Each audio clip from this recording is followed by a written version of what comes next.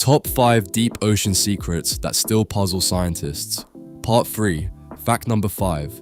In 1997, scientists recorded a powerful underwater sound called the bloop, heard across thousands of kilometers. Fact number 4. Low-frequency ocean sounds can travel vast distances through deep water. Now pause for a second. There are movements detected deep underwater that do not match sea currents or marine life patterns. Researchers are still studying what causes them. Fact number 3.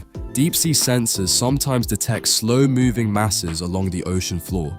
Fact number 2. Icequakes and underwater landslides can produce powerful vibrations in the sea. Fact number 1. Large sections of the ocean floor remain unmapped, leaving many underwater movements unexplained. This was part 3. Part 4 reveals creatures that look like they belong on another planet. Stay tuned. Follow Brain Giggles.